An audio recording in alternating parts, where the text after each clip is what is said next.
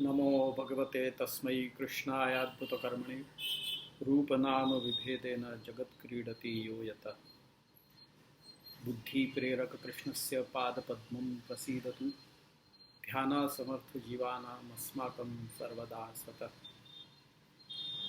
स्वामिनी भावगौरस्य स्वस्वरूपं प्रपश्यतः कटाक्षैर्विठ्ठलेशस्य श्यामता चित्रितं वपु स्वस्मिन्नुभयभावेन स्वेषामुभयरूपतां स्पष्टं बोधयितुं गौरश्याम श्रीविठ्ठलेश्वर।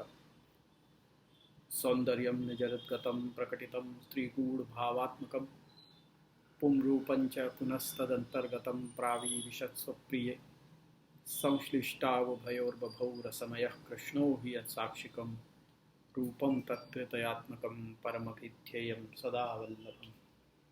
श्रीवल्लभप्रतिनिधिं तेजोराशिं दयार्णवं गुणातीतं गुणनिधिं श्रीगोपीनाथमाश्रये।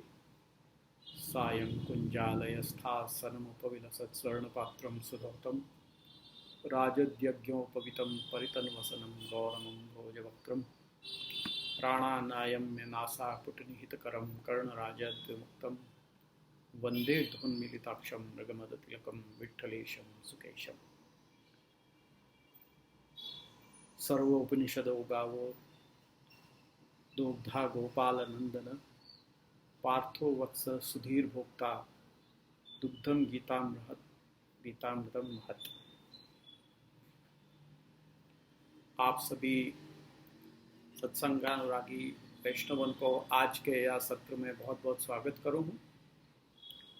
और आज ठकरानी तीज है, तो आज के उत्सव की मैं आप सबको बधाई भी दूंगा।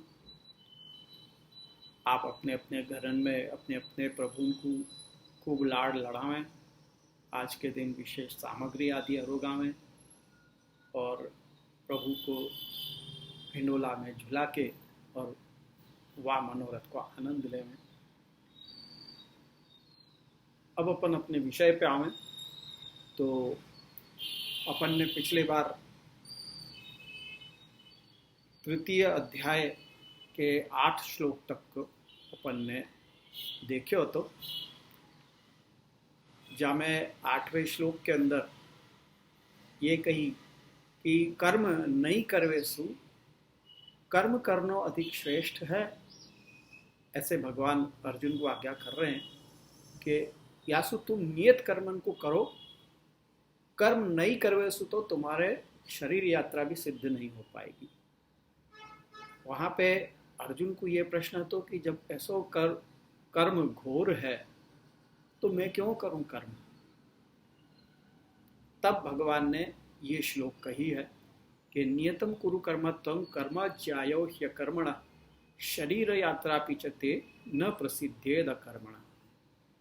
यहाँ पे प्रसिद्धेत या शब्द के ऊपर टीकाकार बता रहे हैं कि भक्ति मार्ग में इंद्रिय सहित शरीर को प्रयोजन है, जबकि ज्ञान मार्ग में ज्ञान प्राप्ति तक ही शरीर की अपेक्षा रहे है और उसके बाद शरीर को कोई प्रयोजन नहीं हुआ है।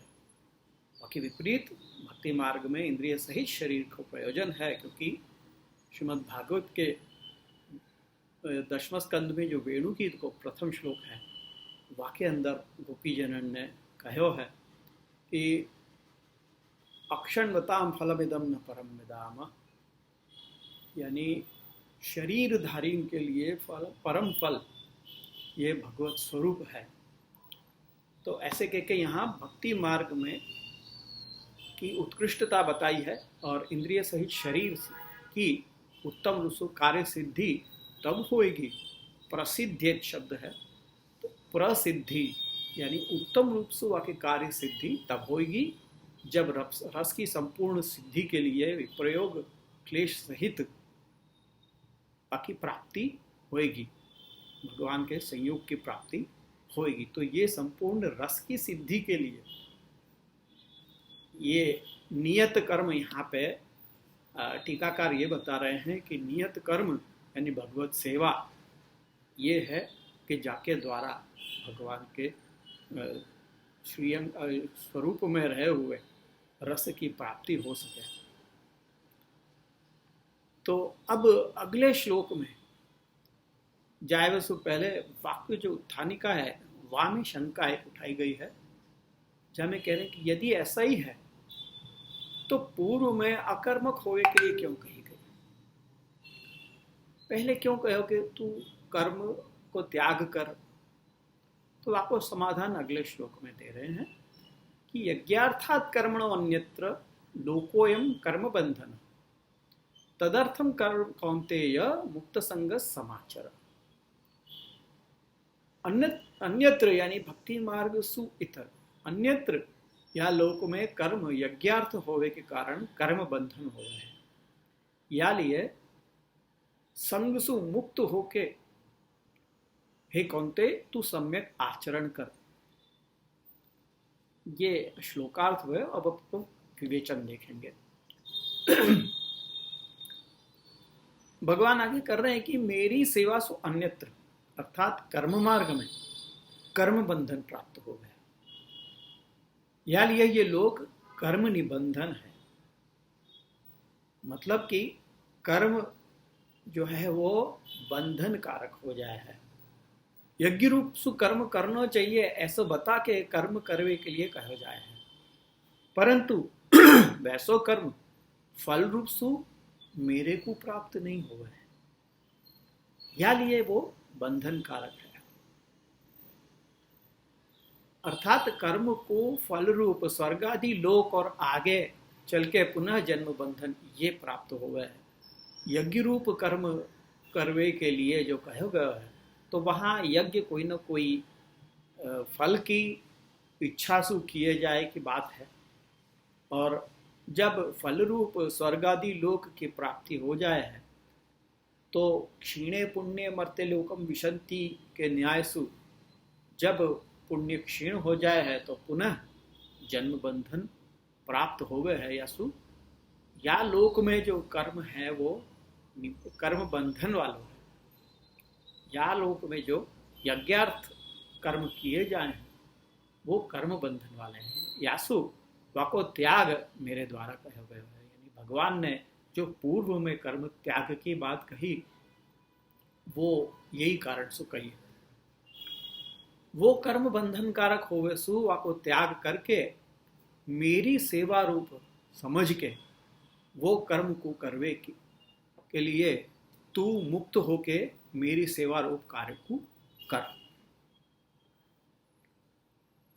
यही तेरो सम्यक आचरण है। वो यहाँ पे जो समाचार शब्द दियो है वो ये बता रहा है कि सम्यक आचरण यानी प्रॉपर वाको जो आचरण है वो यही है कि मेरी सेवा रूप समझ के वो कर्म को करते भय तो मुक्त होके, यानी तू कोई भी कर्म बंधन से मुक्त होके वो सेवा रूप कार्य को कर, और यही तेरो सम्यक आचरण होगा। सम्यक आचरण यानी प्रॉपर आचरण जो है वो यही है।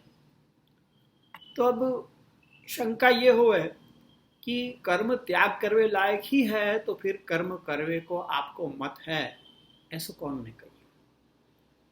जीव कर्म करे है कौन के लिए, क्यों करे है, या को उत्तर देते हुए अगले श्लोक में कह रहे हैं कि प्रवृत्ति प्रवर्तक प्रजापति ब्रह्मा जी ने पूर्व में मेरी आज्ञा सु या कर्म को करवे की आज्ञा दी और लोक में आपको आचरण हुए। सहयज्ञा प्रजा सृष्ट्वा पुरोवाच प्रजापति अनेन प्रसविष्यध्वम एष यो स्तु अष्ट कामधुक। यानी पूर्व में प्रजापति ब्रह्मा ने यज्ञ सहित प्रजा की सृष्टि करके ये कही थी कि आसु वृद्धि को प्राप्त करो और ये तुमको इच्छित फल को दान करवे वालो हो है, ये बात वहां पे कही थी।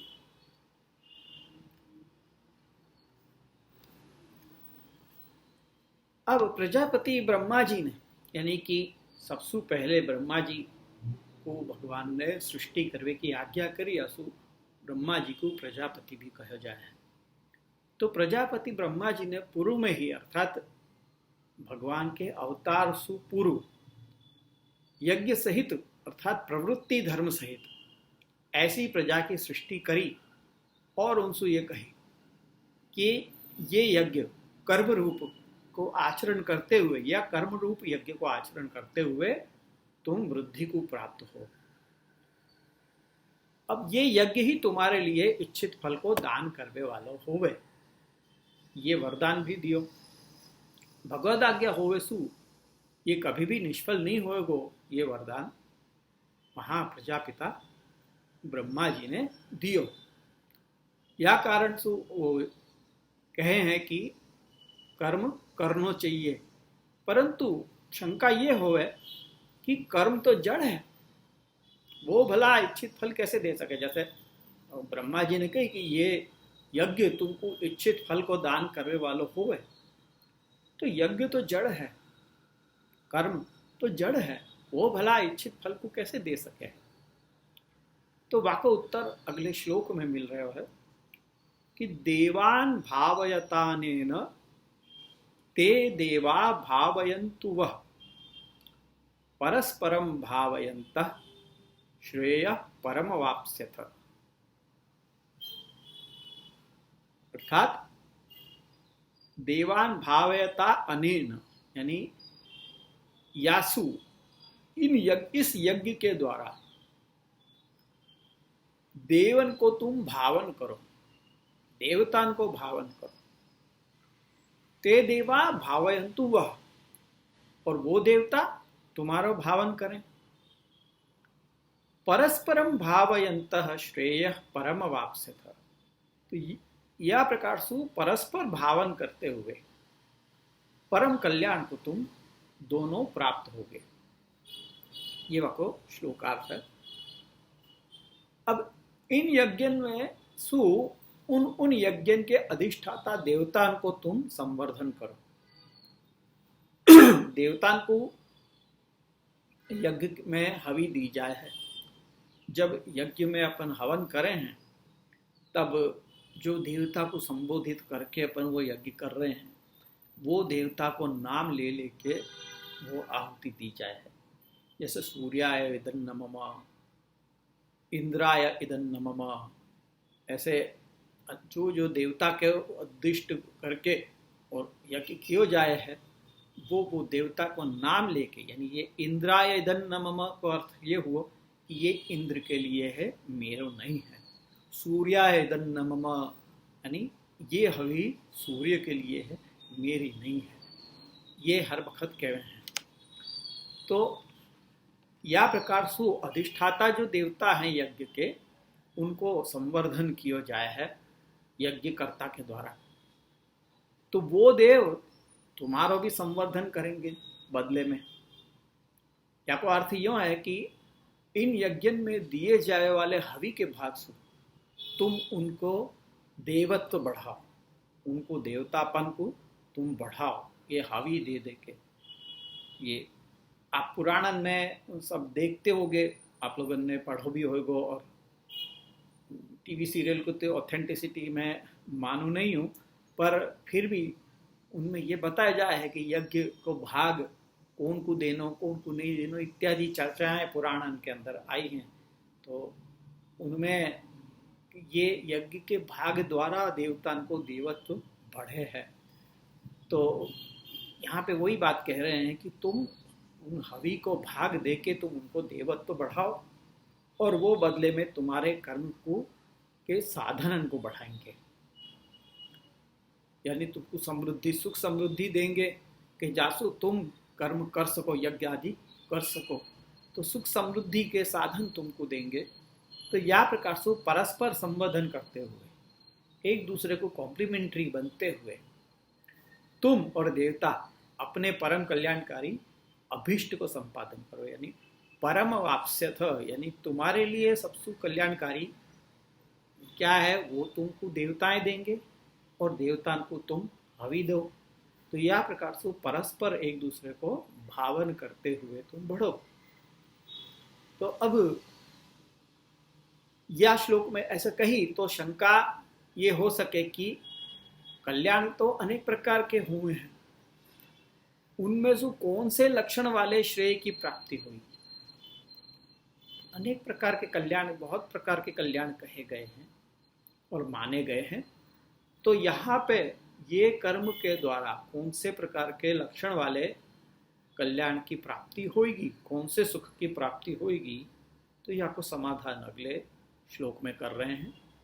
इष्टान भोगान ही वो देवा दास्यन्ते यज्ञ भाविता तैर्दत्तान अप्रदायेभ्यो यो भुंक्ते स्तेन एव स। अर्थात यज्ञसु संवर्धित हुए देवता अपने इच्छित भोगन को देवे हैं और उनके द्वारा दिए गए अन्नादि को उनसु बांटे बिना जो भोग करे है वो चोर ही है। स्तेन एव सह, स्तेन का अर्थ है चोर। तो जो इष्ट भोग है, इच्छित भोग है, वो यज्ञ से संवर्धित हुए देवता जो है वो इच्छित भोग को देवे हैं। यानी यज्ञ करने वाले को जो भोग की इच्छा है वो भोग की प्राप्ति देवताएं देवे हैं। यज्ञ नहीं देवे है पर वो देवता देवे हैं। तो उनके द्वारा दिए गए अन्नादि को उनसु बांटे बिना जो भोग करे है वो चोर है, ऐसा कह रहे हैं। तो वो यज्ञ से संतुष्ट हुए देवता तुमको इच्छित फल की अर्थात वृद्धि आदि, वृष्टि आदि करा के अन्न आदि को दान तुमको देंगे। यज्ञ करो तो देवता प्रसन्न होए तो वो वर्षा आदि दे के अन्न की समृद्धि करावें भूमि पे, तो वह अन्न के द्वारा तुम्हारी समृद्धि होए तो वो अन्न को दान तुमको देंगे। अथवा तो जो तुमको इष्ट है ऐसो भगवत सेवोपयोगी बल आदि प्राप्त करने के लिए अन्न आदि की संपत्ति वृष्टि द्वारा देंगे। यानी जो भक्त हैं, जो भगवत भक्त है, वो भगवत सेवोपयोगी बल की चाहना करें हैं, उनको तो और कछु चाहिए नहीं। तो भगवत सेवोपयोगी बल आदि प्राप्त करने के लिए अन्न आदि की संपत्ति देवता जो हैं वो वर्षा आदि द्वारा दें, ये अर्थ है। तो प्रश्न ये हो सके कि उनके द्वारा दिए गए अन्न आदि को हविष के रूप में यज्ञ द्वारा देवे को क्या अर्थ है? अभी जैसे कई के देवता आदि वृष्टि देवे हैं, वर्षा आदि देवे हैं, तो जासु अन्न बढ़े है, अब वही अन्न को अपन हवि के रूप में देवता को देवे, तो यह को क्या अर्थ है? उन्हीं के द्वारा दिए गए तुम उनको दे रहे हो, तो यह को क्या अर्थ है? तो समाधान ऐसा है कि उनके द्वारा दिए गए फल अन्न को उनको उनके दाता को दिए बिना स्वयं ही भोग कर लेवे वालों वास्तव में तो चोर ही कहलाएगा, ये अर्थ है।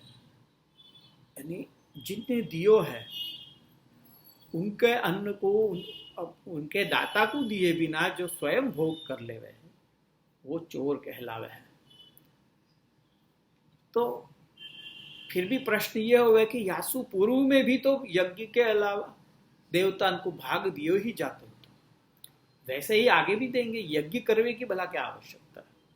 बिना यज्ञ किए भी देवता को वो उनको भाग दियो जा सके है, वाके लिए यज्ञ करने की क्या आवश्यकता है?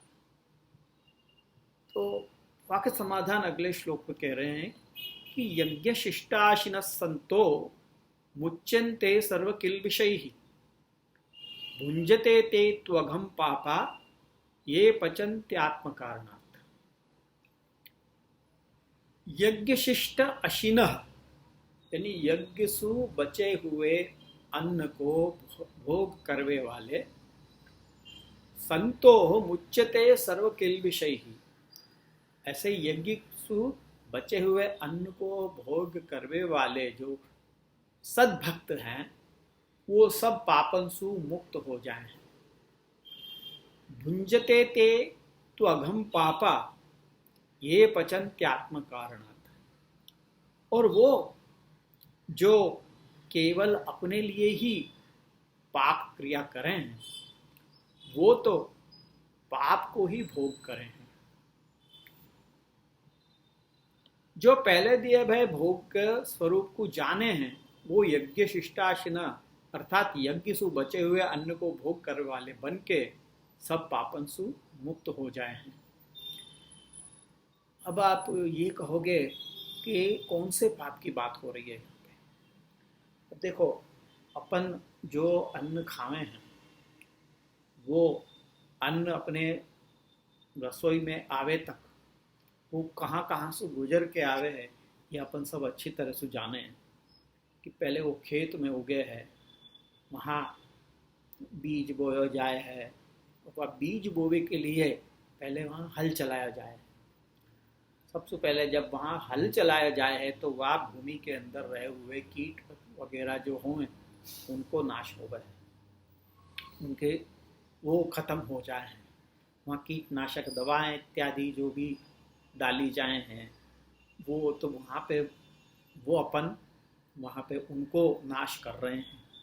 फिर बीज डालें, वो बीज जब उगे हैं तो वाके ऊपर भी आश्रित बहुत से जानवर हुए हैं, जीव हुए हैं, तो उन जीवन को भी अन्न की रक्षा करने के लिए उनको भी खत्म किया जाए, उनको हटाया जाए है।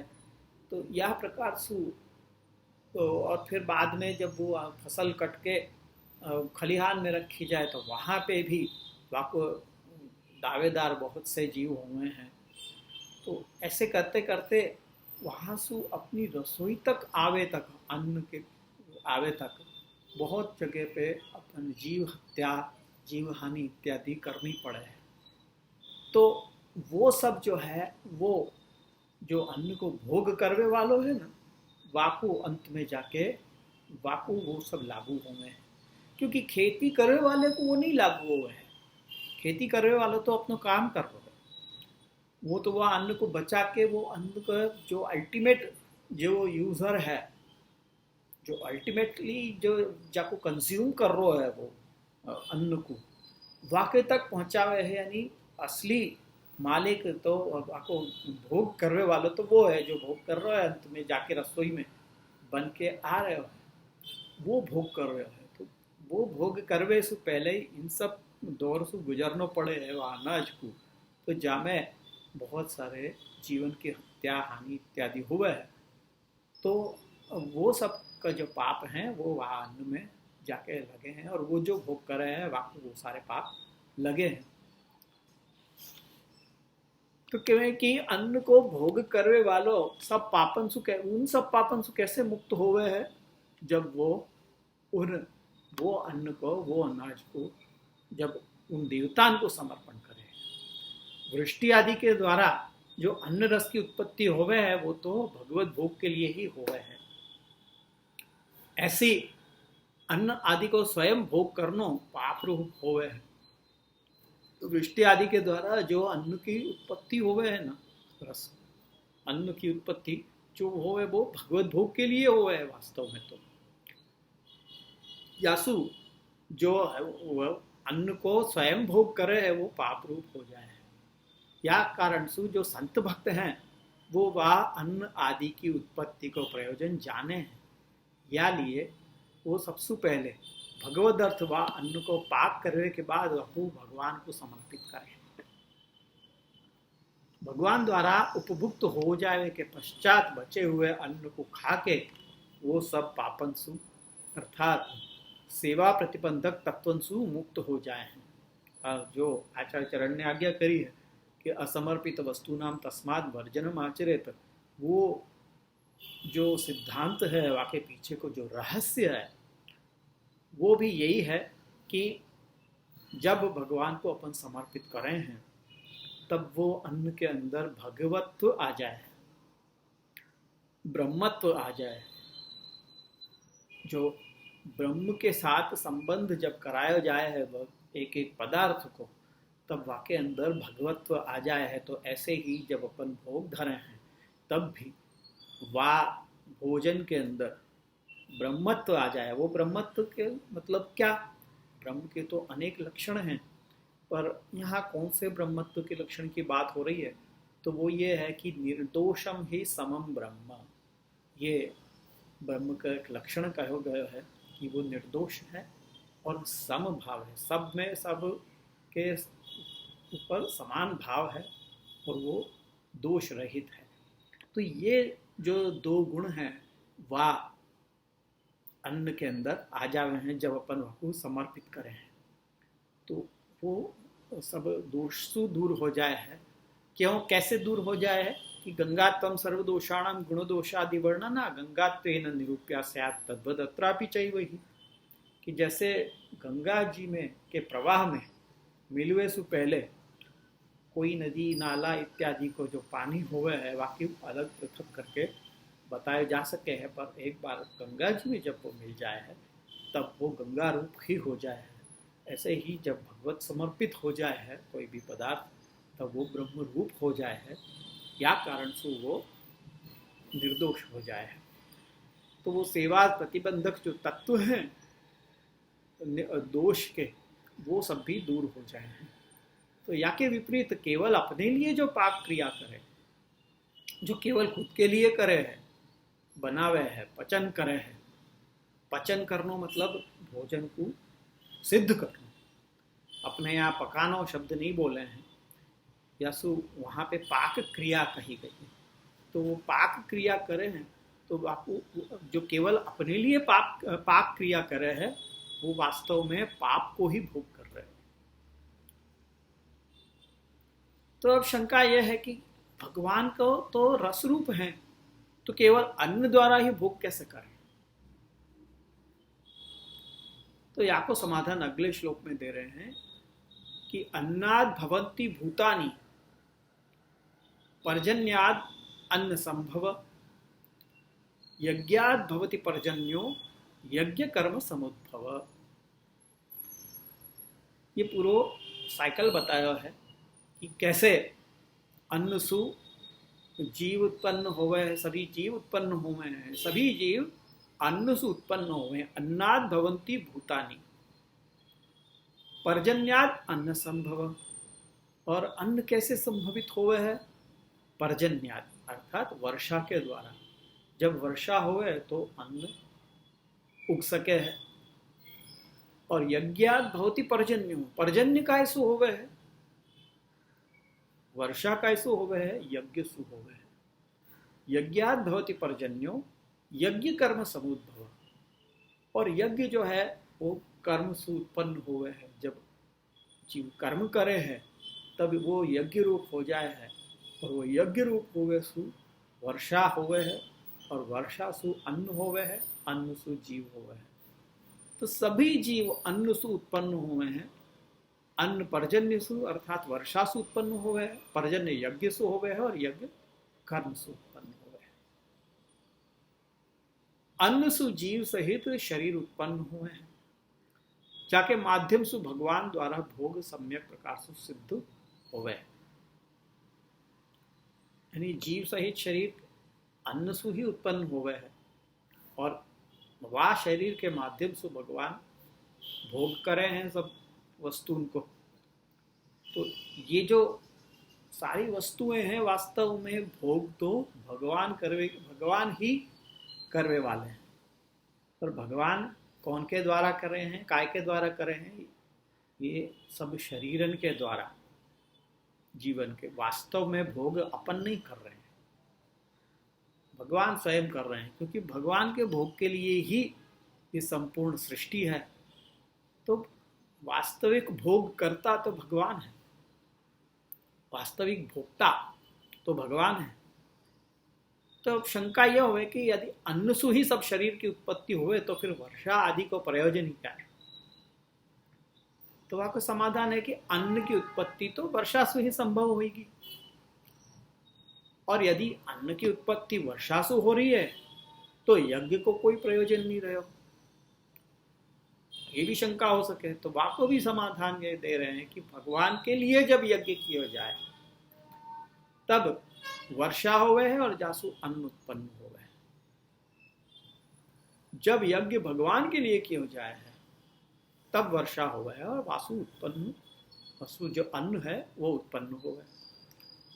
तो याको अर्थ तो ये भयो कि यज्ञ भगवदात्मक है, और यदि यूं है तो फिर अन्य देवन के लिए यज्ञ करने को उपदेश क्यों दिए जा रहे हो? वास्तव में यज्ञ जो है वो भगवदात्मक भयो, और भगवदात्मक है तो फिर अन्य देवन के लिए यज्ञ करने को उपदेश ही क्यों दिए जा रहे हैं, ये प्रश्न हो। तो कह रहे हैं कि यज्ञात्मक तो जो भगवद रूप है वो कर्म सु भली प्रकार सिद्ध हो गए। यज्ञात्मक जो भगवद रूप है, भगवान को जो रूप यज्ञात्मक है, वो कर्म सु अच्छे प्रकार से सिद्ध हो गए हैं। भाव यह है कि जब भगवद अंश के रूप में भगवान की विभूति मान के कर्म किए जाए है, तब यज्ञात्मक भगवान को प्राकट्य हुआ है।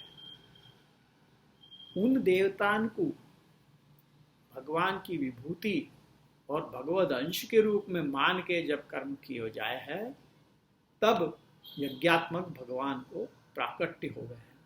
मैं आपको बताऊं कि यज्ञ में विशेषता क्या है। यज्ञ जो कह रहे हैं, यज्ञ में विशेषता क्या है?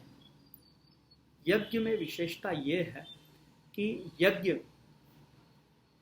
भगवान के लिए किया जाए, कोई या भगवान के लिए, अथवा यूँ कहो कि विभूति के लिए किया जाए, स्वयं के लिए नहीं किया जाए। जैसे मैंने अभी आपको बताया कि जब जब अपन आहुति देवें तब तब अपन इंद्र जो देवता के लिए किया जाए वो देवता को नाम ले रहे हैं। जैसे सूर्याय दन्न मम, इंद्राय दन्न मम इत्यादि ऐसे बोले हैं, आदित्याय दन्न मम ऐसे कह के अपन हवि देवे हैं, आहुति देवे हैं। तो वहाँ पे ये मेरो नहीं है, ये वहाँ देवता के लिए है, ऐसे बोल के, यानी वो भाव के साथ अपन देवे हैं। तब वो जब अपन अपने लिए करें हैं ना, तो वो साधारण कर्म हो गए हैं। परंतु जब वही कर्म अन्य के लिए या देवता के लिए किया जाए है, तब वो यज्ञ बन जाए।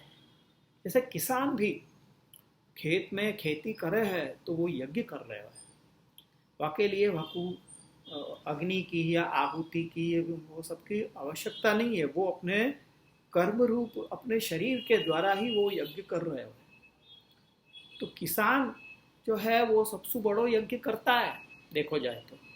क्यों? क्योंकि वो खुद के लिए नहीं कर रहा है, वो अन्न उगा रहे वा खावे वाले के लिए, जाकू अंत में ये पहुंचेगा।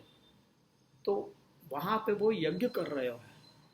तो वो जब ऐसा यज्ञ करे हैं तो वाकई फल रूप वृष्टि आदि हुआ है, तब जाके अन्न उत्पन्न हुआ है। तो अब शंका ये हुए कि देवता भले ही भगवान की विभूति हैं, परंतु साक्षात पुरुषोत्तम के भजन जहां नहीं हो रहा है वहां यजन करना अनुचित है। अगर कोई ये कहे कि देवताएं भले ही भगवान की विभूति है, तो क्या हो गया? साक्षात पुरुषोत्तम को भजन जहां नहीं हो रहा है वहां पे यजन करना ही नहीं चाहिए। तो वहां को समाधान अगले श्लोक में दे रहे हैं कि कर्म ब्रह्मोद्भवम विद्धि ब्रह्माक्षर समुद्भवम तस्माद् सर्वगतम ब्रह्म नित्यम यज्ञे प्रतिष्ठितम। कर्म को तू ब्रह्म से उत्पन्न भयो जान ले।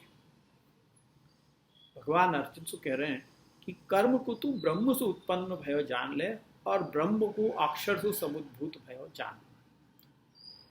ब्रह्माक्षर समुद्भव तस्मात् सर्वगतम ब्रह्म नित्यम यज्ञ प्रतिष्ठितम। अर्थात या प्रकार से सर्वव्यापक, सर्वगत का अर्थ है सर्वव्यापक ब्रह्म नित्यम यज्ञ प्रतिष्ठितम, यानी सर्वव्यापक ब्रह्म जो है वो नित्य यज्ञ में प्रतिष्ठित है। कर्म को ब्रह्म से प्रकट वो जान ले।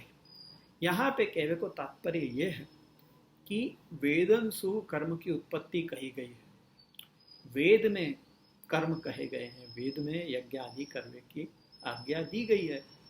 तो वेद क्या है? वेद साक्षात ब्रह्म को निश्वास होने के कारण वो कैसे अपन ये कह सके हैं कि कर्म ब्रह्म से ही उत्पन्न हुआ है। वेद ब्रह्म रूप है और वेद कर्म करने की आज्ञा दे रहे हैं, तो कर्म ब्रह्म से उत्पन्न हुए। अपन कह सको A = B और B = C, तो आपको मतलब ये हो कि A = C। तो जब वेद कर्म करवे की कह रहे हैं और वेद ब्रह्म रूप हैं, तो कर्म भी कहाँ से उत्पन्न भयो, ब्रह्म से उत्पन्न भयो, ये कह सकें अपन। और ब्रह्म को पुरुषोत्तमत्व बताते हुए आगे कह रहे हैं कि अक्षर ब्रह्म पुरुषोत्तम को अधिष्ठान है। ब्रह्माक्षर समुद्भवम, ब्रह्म जो है वो अक्षर से समुद्भूत है, नहीं अक्षर ब्रह्म जो है वो पुरुषोत्तम को अधिष्ठान है। अक्षर ब्रह्म सु पर ब्रह्म की प्राप्ति हो सके, अक्षर ब्रह्म जो है पुरुषोत्तम को अधिष्ठान रूप है। पुरुषोत्तम को चरण रूप हो अक्षर होने के कारण कहे जा सके है कि अक्षर में सु पुरुषोत्तम को उद्भव है। तो या कारण सु सर्वव्यापक और सर्वरूप नित्य ब्रह्म ही यज्ञ में प्रतिष्ठित है। यज्ञ भी ब्रह्म रूप ही है, क्योंकि ब्रह्म सर्वव्यापक है और सर्वरूप है। ब्रह्म ही सर्वरूप है।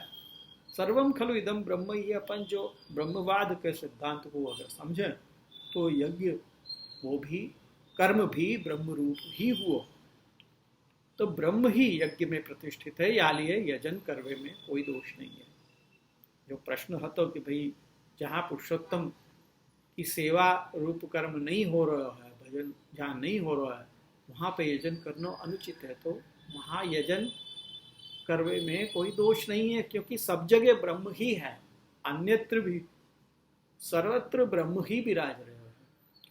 तो कहीं पे भी जब यज्ञ रूप किया जाएगा कर्म, जहाँ अपने लिए नहीं करके भगवदर्थ जब वो कर्म किया जाए, चाहे वो कोई भी कर्म हो, चाहे साधारण अपन कोई भी कर्म करते हो, वो सब कर्म भी जब अपन भगवत अर्थ करवे लग जाए, भगवत समर्पण के लिए करवे लग जाए, तब वो कर्म जो है वो यज्ञ रूप हो जाए।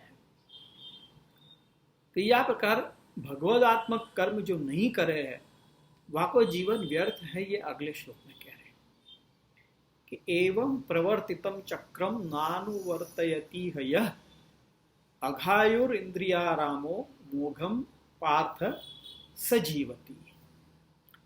तो यह प्रकार से प्रवर्तित जो हुए वाला कर्म रूप चक्र को जो अनुवर्तन नहीं करे है, ऐसो पाप रूपी आयु वालो अपनी इंद्रियन में ही रमण करने वालों मनुष्य हे पार्थ व्यर्थ ही जिए हैं।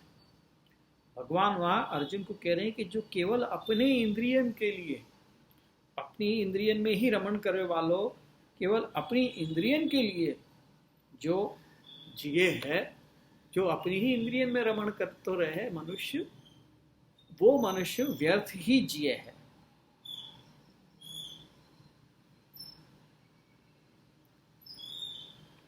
यह प्रकार से मेरी इच्छा से और मेरी क्रीड़ा के लिए प्रवर्तित होने वालों ये कर्म रूपी चक्र जो है, भगवान की इच्छा से ये जगत की उत्पत्ति भई है, और भगवान की क्रीड़ा के लिए ये सारी प्रवर्तन भयो है।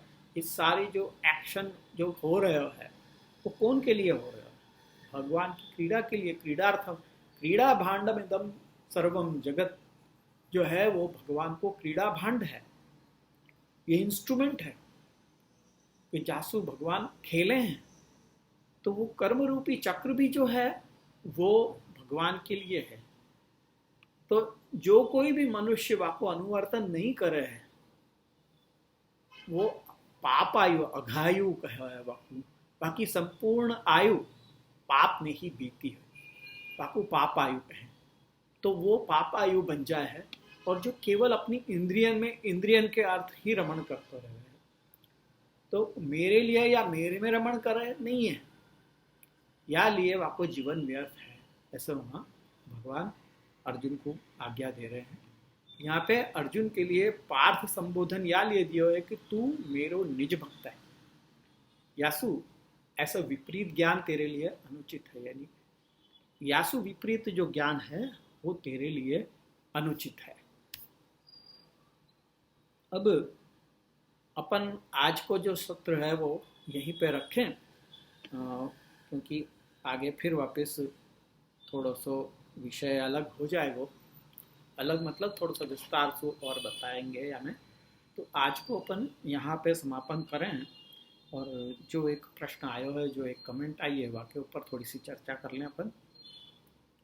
या मैं ऐसो जो ए बी, जो वैष्णव हैं ए बी नाम के, उनने जो कमेंट किए वहाँ में ऐसा कही है कि unfortunately there are lots of parts missing in this सत्संग।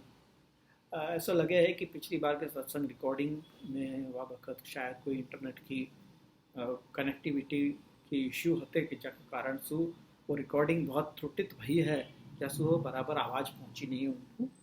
और यूँ कहिए कि वो वाकई वजह से वो रिकॉर्डिंग में ब्रेक्स बहुत आए हैं। तो वो इतनी क्लियर बात नहीं हुई असु। वो पूछ रहे हैं कि it's not so clear the role of gyan karma buddhi and pragya in bhakti marg. At the start when you said that for Arjun karma and gyan are not for him, are you relating to karma and gyan as independent parts, और कर्म एंड ज्ञान do not exist in bhakti मार्ग?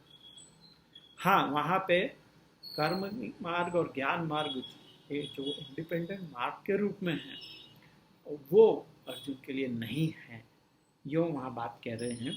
क्योंकि वो अर्जुन भक्ति को अधिकारी है, भक्ति मार्ग को अधिकारी है, या सु वो स्वतंत्र ज्ञान मार्ग या कर्म मार्ग को अधिकारी नहीं है, या सु वहाँ पे वकू नहीं जाना है। और भक्ति मार्ग में कर्म और ज्ञान तो है ही, ऐसे नहीं है भक्ति में कर्म और ज्ञान नहीं है। सबसे पहले तो भक्ति को परिभाषा ही दी गई है कि महात्म ज्ञान पूर्वस्तु सुदृढ़ सर्वतो अधिक स्नेह हो भक्ति। तो वहाँ पे ज्ञान अगर नहीं हो तो महात्म ज्ञान की बात ही नहीं कही होती। तो महात्म ज्ञान है यानी वहाँ पे ज्ञान तो है ही, पर वो भक्ति मार्ग के लिए है, भक्ति के लिए ज्ञान की आवश्यकता है। भक्ति के जितनी ज्ञान से भक्ति हो सके, भक्ति सुदृढ़ हो सके, ऐसे ज्ञान की वहाँ आवश्यकता है।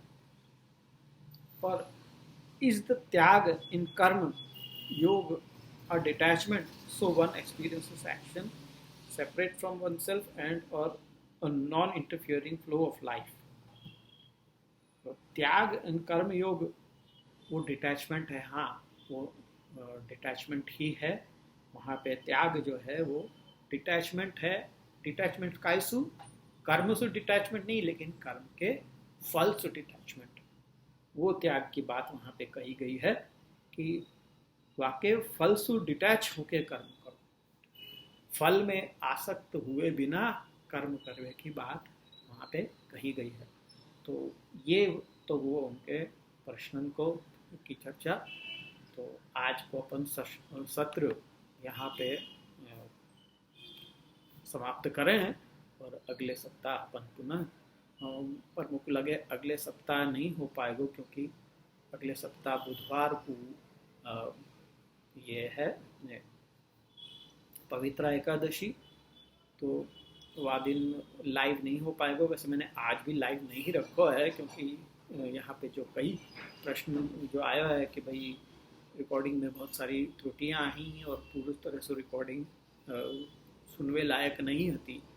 या मैंने अब की बार ये सोचा है कि मैं रिकॉर्डिंग करके और फिर आपको भेजूँ, ताकि आप लोगों को बिना कोई डिस्टर्बेंस के पूरा सेशन आप सुन सको।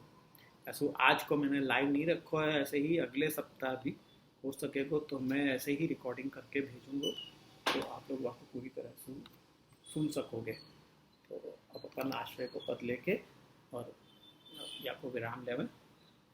दृढ़ इन चरणन केरो भरोसो, दृढ़ इन चरणन के, श्री वल्लभ नख चंद्र छटा बिन, सब जुग माछ अंधेरो भरोसो, साधन और नहीं या कलि में, जासो होय में, सूर कहा कहे द्विविध आदरो, बिना मूल को चेरो भरोसो, दृढ़ इन चरणन के।